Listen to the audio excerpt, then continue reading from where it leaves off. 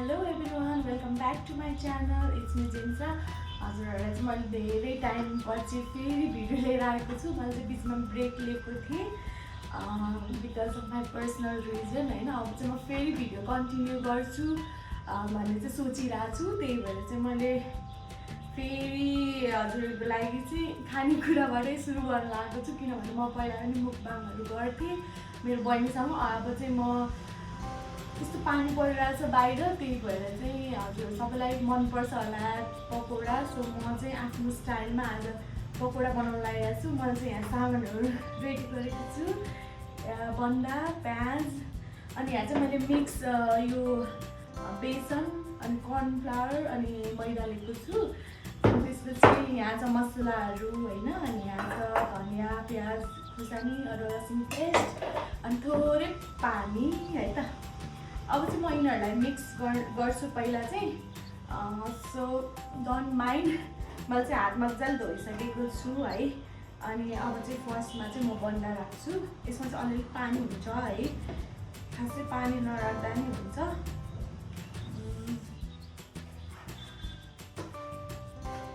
Okay ठिक छ।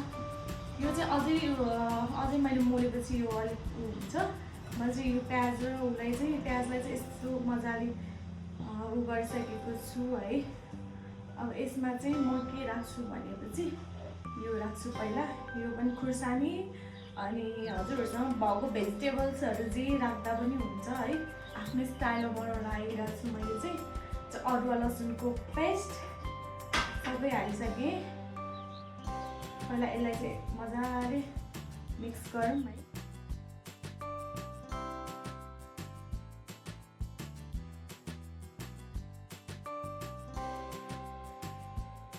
अनि हजुरहरूले चाहिँ यसमा कश्मिरी मिर्च पनि हाल्नुभयो भने चाहिँ अलिकति कलर दिन्छ। त्यही भएर चाहिँ म थोरै हाल्नु गएको छु कलरको लागि है। अर्को खुर्सानीको धुलो चाहिँ खुर्सानीको धुलो चाहिँ मैले हालिसकेको छु।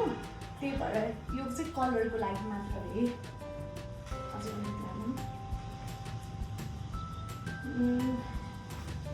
यो चाहिँ खुर्सानीकै कलर आउँछ नि त, त्यही भएर है त। यसलाई चाहिँ अझै मिक्स गर्नुपर्छ।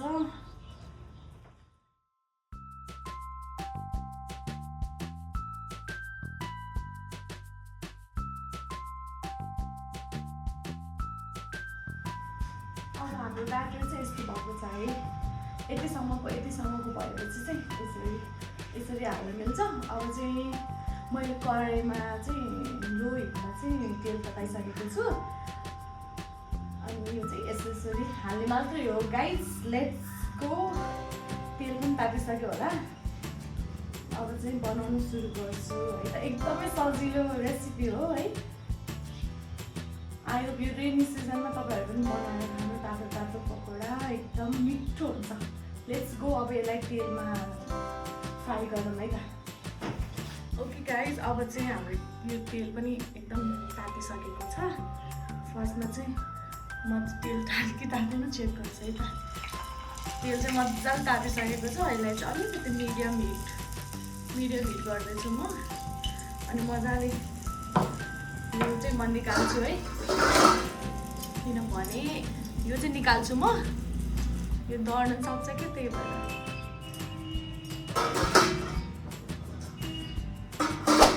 अब चाहिँ म पकौडा बिस्तारै राख्छु है। मलाई चाहिँ एकदमै यत्रो साइजको है, सानो पकौडा बिस्तारै हाल्नु।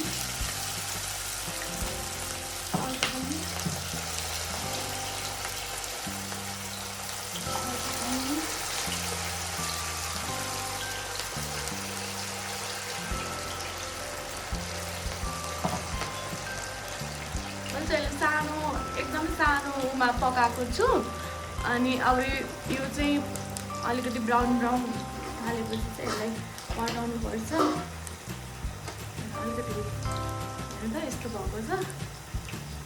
लेट्स सी कस्तो हुँदो रहेछ त। मैले चाहिँ यो पहिला पनि पकाएको थिएँ है। पहिला चाहिँ एकदमै राम्रो भएको थियो। अब आज हेर्नु चाहिँ यस्तो भएको छ। अब यसलाई पल्टाउनु हो कि, यसलाई चाहिँ मजाले पल्टाउनु पर्यो। सबैलाई बिस्तारै बिस्तारै पल्टाउनु है, बिस्तारै पल्टाउनुपर्छ, नत्र यो टुक्रिने चान्स पनि हुन्छ क्या, त्यही भएर।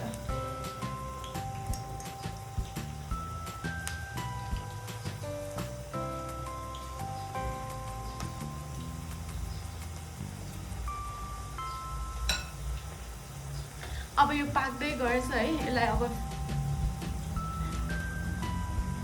चाहिँ अलिकति ठुलो आगोमा पकाउने ल, पकाउने बेलामा चाहिँ अलिकति ठुलो आगो गर्ने।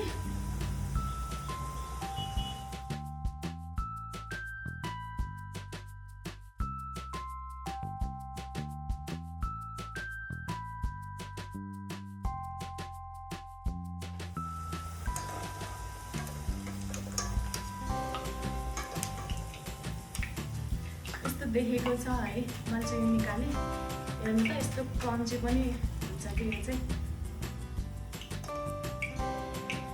अब फेरि आगोलाई चाहिँ स्लो गर्ने, राख्ने बेला चाहिँ एकदम स्लो गर्नुपर्छ, किनभने हामीलाई पोल्ने चान्सहरू चाहिँ कम हुन्छ क्या स्लो गऱ्यो भने चाहिँ। अब नेक्स्ट ब्याच है, यसलाई पनि सेम तरिकाले राख्ने हो, यसरी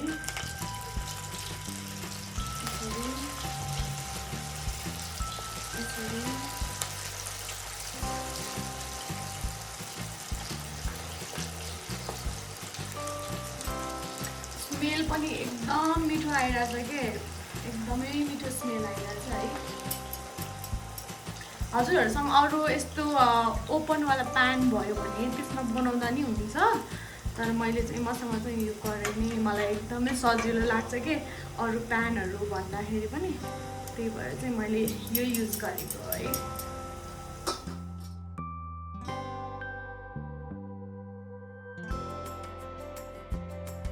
मलाई चाहिँ कुकिङ गर्न एकदमै मनपर्छ, हजुरहरूलाई थाहा होला है, पहिला पनि मेरो भिडियो पहिला पनि हेर्नुहुन्छ भने चाहिँ हजुरहरूलाई आइदियो होला, मलाई एकदम कुकिङ गर्न मनपर्छ भनेर चाहिँ। पहिला चाहिँ म खाएको मात्रै भिडियो हाल्थेँ, अहिले चाहिँ म हजुरहरूलाई पनि रेसिपी सेयर गर्छु भन्ने मनमा आयो, त्यही भएर चाहिँ मैले आज भिडियो बनाएको। बाहिर पानी पनि परिरहेछ, हेर्नु है।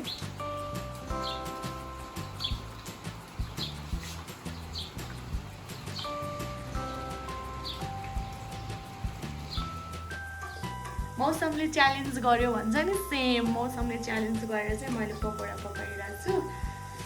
ठिक अब यो पनि यसरी नै निकाल्ने हो है। अब यसलाई पनि अब ठुलो आगोमा एकचोटि पकाउने, मिडियममा नि पकाउने, अनि त्यसपछि चाहिँ अलिकति यसलाई भएपछि पाक्न थालेपछि चाहिँ यसलाई हाई हिटमा नि पकाउनु पर्छ।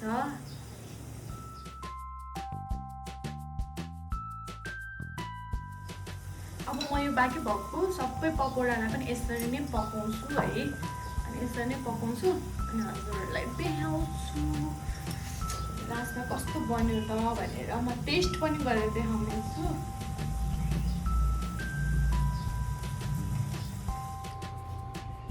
ओके गाइज, अब चाहिँ हाम्रो पकौडा रेडी भएको छ। पकौडा चाहिँ यस्तो देखिन्छ है गाइज। ओ माई गड, सससँग एकदमै मिठो हुन्छ।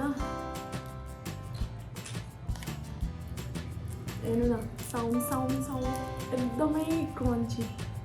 ट्राई गरौँ है त, ट्राई गरौँ।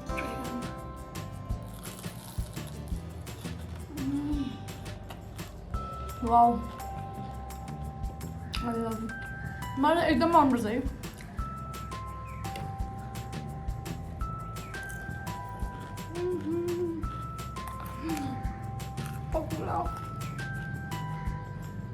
नाइस, तपाईँहरू पनि ट्राई गर्नु है, केचपसँग। लुक,